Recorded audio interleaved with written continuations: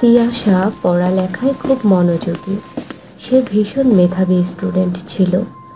পড়ালেখার পাশাপাশি ড্রয়িংয়ের প্রতি ছিল তার ভীষণ ঝোঁক। সে খুব সুন্দর করে পেন্টিং আঁকত। এইটুকুই না, প্রতি বছর তিয়াশা ড্রয়িং কম্পিটিশনে ফার্স্ট হতো। একদিন তিয়াশার ক্লাসে একজন নতুন ড্রয়িং টিচার আসে, যার নাম ছিল পৃথা। পৃথা ম্যাম ভীষণ রাগী আর বদমেজাজি স্বভাবের টিচার ছিল। সে ধনী আর গরিব স্টুডেন্টদের মধ্যে ভেদাভেদ করত।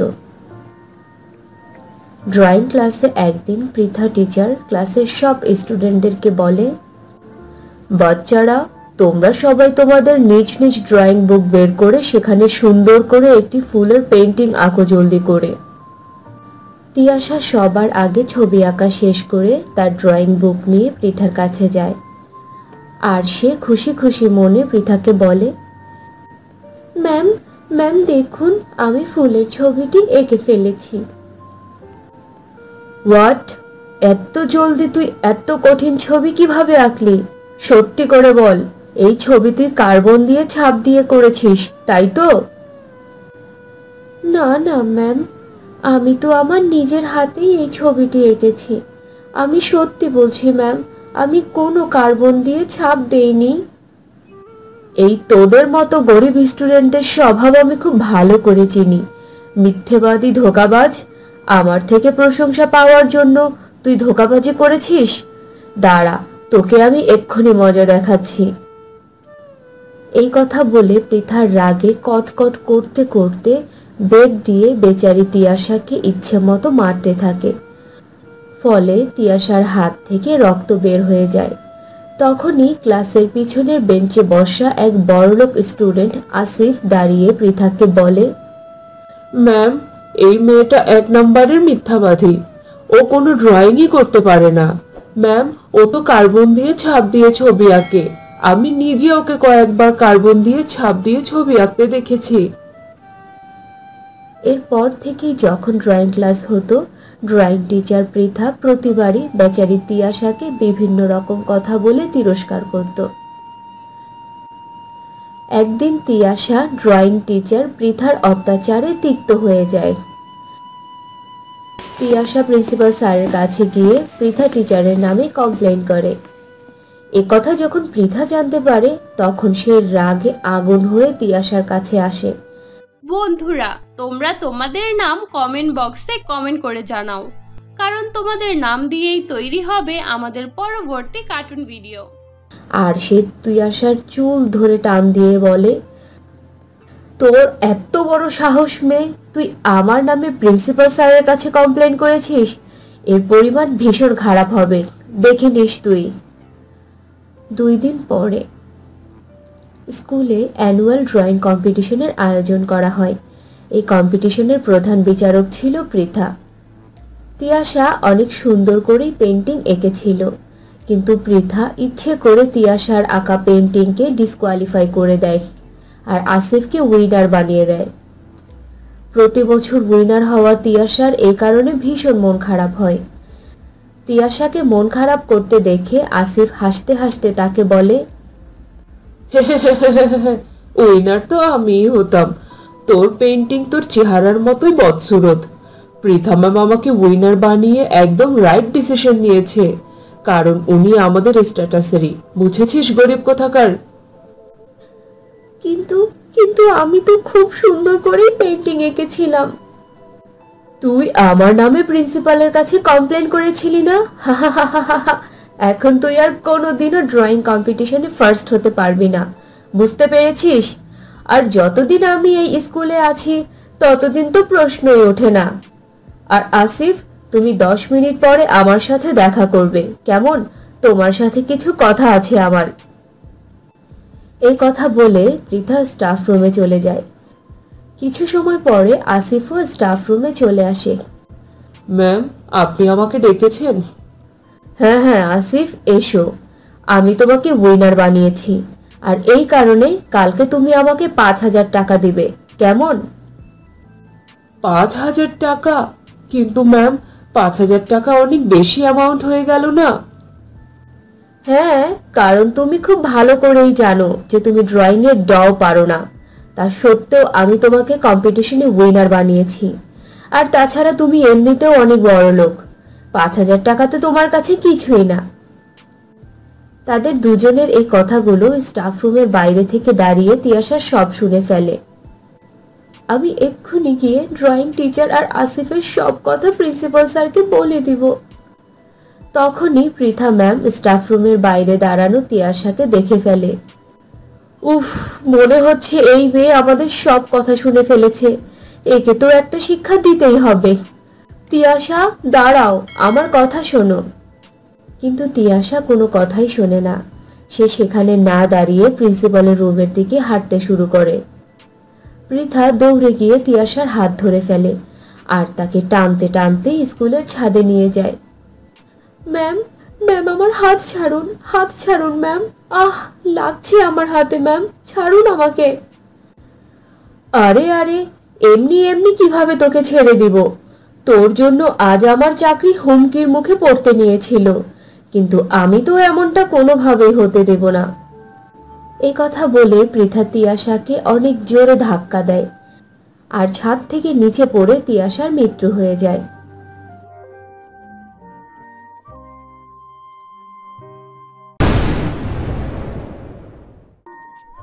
অনেক সময় আগের কথা।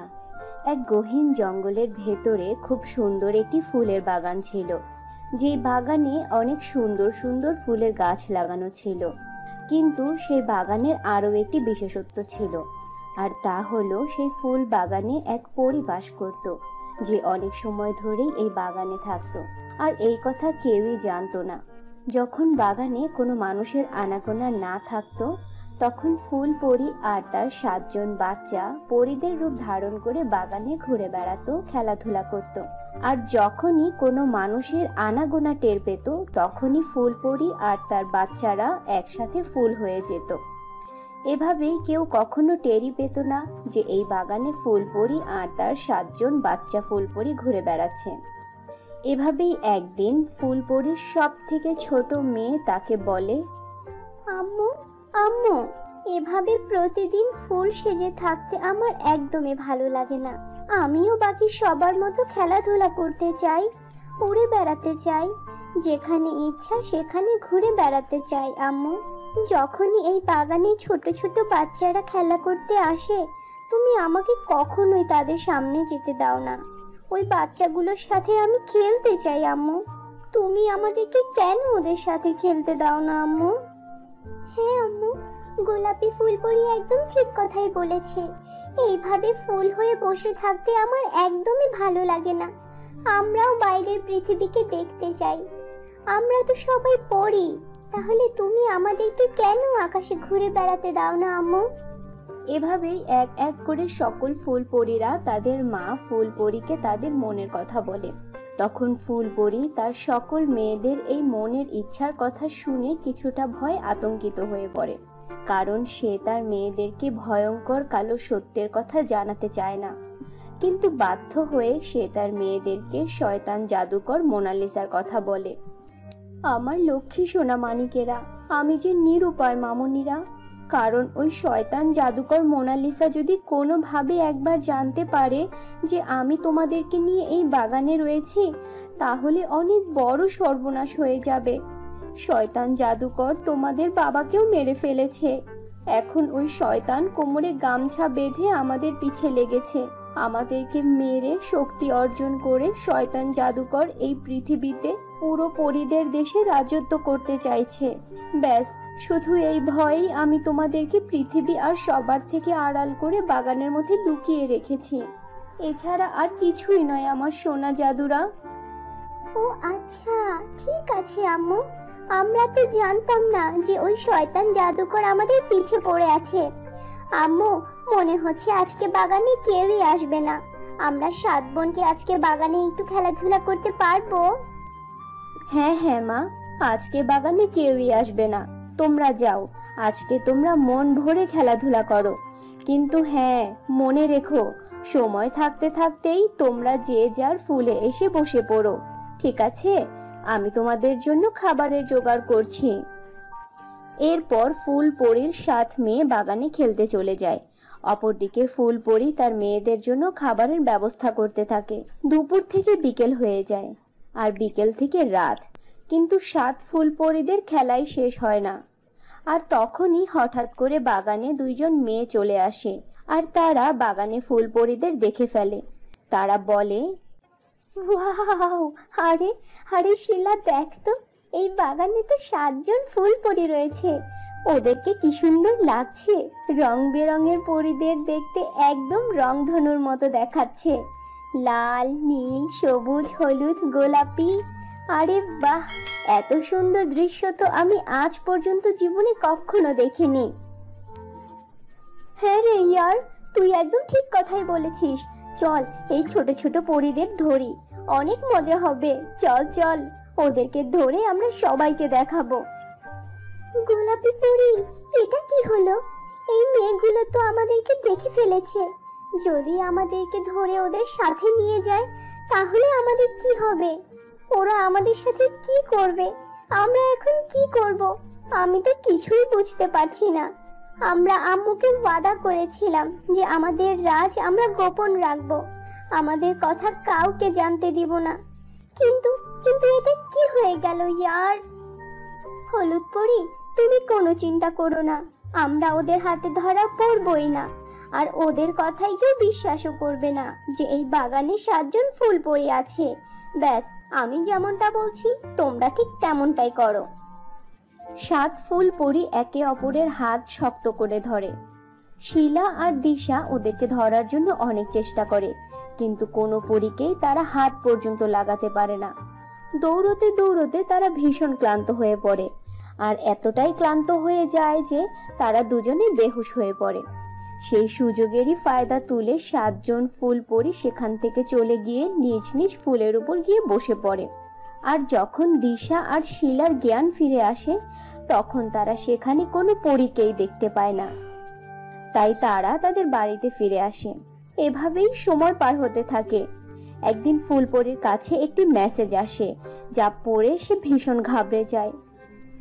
আরে আরে না না, এ কিছুতেই হতে পারে না। মোনালিসা জাদুকর, ও এই গ্রামে, এটা কি করে সম্ভব? যদি ও কোনোভাবে জেনে যায় যে আমি আর আমার মেয়েরা এখানে আছি, তাহলে তো সর্বনাশ হয়ে যাবে। আমাকে যত দ্রুত সম্ভব পরীদের দেশে গিয়ে রানী পরীর সাথে দেখা করতে হবে, আর আমার শক্তি আরো বাড়াতে হবে। আমি ওই শয়তান জাদুকরের সাথে মোকাবিলা করব, আর তা না হলে আমি পৃথিবী আর পরীদের দেশ কোনো কিছুকেই তো রক্ষা করতে পারবো না। কিন্তু আমার মেয়েরা, ওদেরকে তো আমি সাথে করেও পরীদের দেশে নিয়ে যেতে পারবো না, আর ওদেরকে এভাবে একা রেখেও তো যাওয়া যাবে না। কি করব আমি, কি করব? কিছুই তো মাথায় আসছে না। আরে হ্যাঁ, একটা উপায় মাথায় এসেছে, এটাই ঠিক হবে। ফুলপরীর মাথায় একটা দারুণ বুদ্ধি আসে। সে তার ফুলের উপরে একটি ঘর বানিয়ে দেয়, আর 7 মেয়েকে ওই ঘরের মধ্যে রেখে দরজা বন্ধ করে দেয়। সে তার মেয়েদেরকে বলে, আমার লক্ষ্মী সোনা মানিকেরা, তোমাদেরকে এখানে একা রেখে যেতে আমি তো চাইছি না, কিন্তু আমি যে নিরুপায়। জাদুকর মোনালিসা এই গ্রামে চলে এসেছে, আর তাই শক্তি বাড়ানোর জন্য আমাকে রানী পরীর কাছে যেতে হবে। আমার আদরের মানিকেরা, আমি এই ঘরের মধ্যে খাবারের সকল ব্যবস্থা করে রেখেছি। তোমরা এই ঘরের দরজা থেকে বাইরে বের হবে না, আর যখন আমি ফিরে আসব তখন আমি দরজায় কড়া নাড়ব। এছাড়া কোনোভাবেই তোমরা দরজা খুলবে না, কেমন? আম্মু, এটা তো ঠিক আছে যে আমরা এই ঘরের মধ্যেই থাকবো, ঘর থেকে বাইরে বের হব না। যখন তুমি আসবে তখনই দরজা খুলবো। কিন্তু আম্মু, আমরা কিভাবে বুঝতে পারবো যে দরজায় তুমি এসেছো? যদি জাদুকর মোনালিসা চলে আসে তখন কি হবে? আমি যখন ফিরে আসব তখন আমি দরজায় 3 বার কড়া নাড়ব, আর আমার আওয়াজে 7 মেয়ের নাম ধরে ডাকবো। আর তারপর আমি তোমাদেরকে যে গান শুনিয়ে ঘুম পড়াই, সেই গান গাইতে থাকবো। ঠিক তখনই তোমরা বুঝতে পারবে যে দরজায় তোমাদের মা ফুলপরী এসেছে। বুঝতে পেরেছো? ফুলপরী তার বাচ্চাদেরকে ভালো করে বুঝিয়ে ঘরের মধ্যে বন্ধ করে রেখে পরীদের দেশে চলে যায়। এভাবেই কয়েকদিন পার হয়ে যায়। শিলা আর দিশা তার বন্ধুদের সাথে বাগানের 7 ফুলপরীদের নিয়ে কথা বলতে থাকে।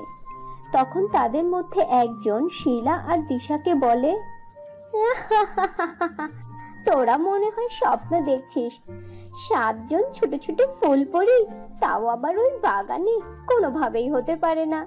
আর আমরা আজ পর্যন্ত এই ধরনের কোনো কথাও শুনিনি। তোদের মিথ্যে মিথ্যে বানানো গল্প অন্য কাউকে গিয়ে শোনা, আমাদেরকে না। ছোট ছোট 7 জন ফুলপরী। শিলা, দিশা আর তার বান্ধবীদের এই কথা জাদুকর মোনালিসা দূর থেকে শুনে ফেলে। এই কথা শুনেই তার কান খাড়া হয়ে যায় যে বাগানের মধ্যে 7 ছোট ছোট ফুলপরী। তখনই মোনালিসা শিলা আর দিশার কাছে যায় আর তাদেরকে বলে, দেখো মেয়েরা, আমার সাথে মিথ্যে বলার চেষ্টা করবে না। যদি আমাকে মিথ্যা বলো তাহলে আমি তোমাদেরকে আমার শক্তির সাহায্যে কবুতর বানিয়ে দিব। আমাকে সত্যি সত্যি করে বলো, এই গ্রামের কোন বাগানের মধ্যে তোমরা 7 ছোট ছোট ফুলপরীকে দেখেছো? আমাকে সেখানে নিয়ে চলো।